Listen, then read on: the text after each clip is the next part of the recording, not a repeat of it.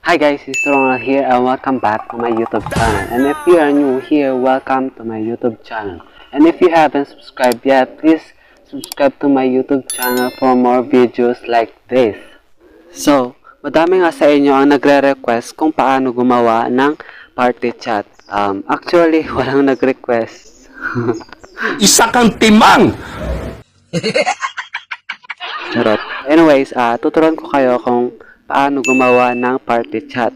And yeah, madali lang ito and explain ko sa inyo or ituturo ko sa inyo ng mabilis na mabilis sa videong ito nang wala nang patumpik-tumpik pa.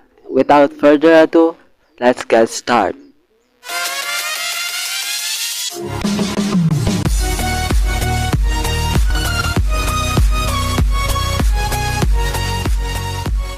Bago tayo dumako sa ating gagawin is like this video, subscribe and click the notification bell para lagi kang updated sa mga susunod kong video kagaya nito. So punta na tayo sa aking screen in 3, 2, 1. So nandito na tayo sa aking screen, so welcome to my screen. So para simulan, dapat yung app mo na Litmatch is yung original talaga kasi may isa pang app na Litmatch na Lite. So, ang tawag doon is Litmatch Lite. Parang sa Facebook din, may Facebook na original at may Facebook Lite. So, ayun. Alam naman natin na hindi kompleto yon compare sa Litmatch na original. So, download nyo yung Litmatch original para ma-access nyo yung ibang features niya. So, punta na tayo doon. At, dito, makikita mo yung tatlong pagpipilian. Ito yung soul game, voice game, at party chat. So, punta lang tayo sa party chat. Basically, pindutin.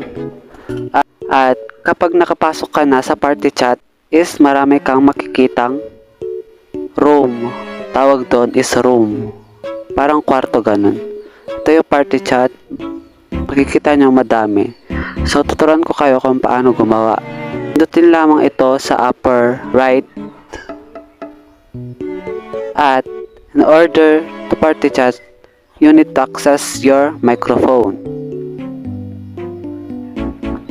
Pag na-access na, is start your own party.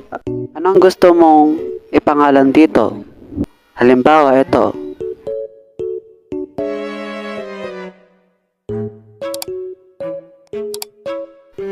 Tapos, start. Start na natin.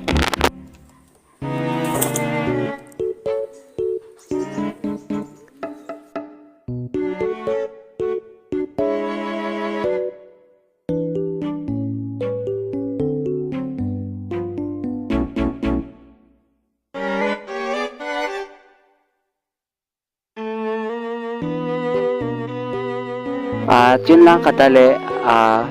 Kung nagustuhan mo ang video ito, please like this video, subscribe and click the notification bell para sa susunod na video. Alangan naman sa susunod na taon, charot. So ayun, thank you for watching, bye bye.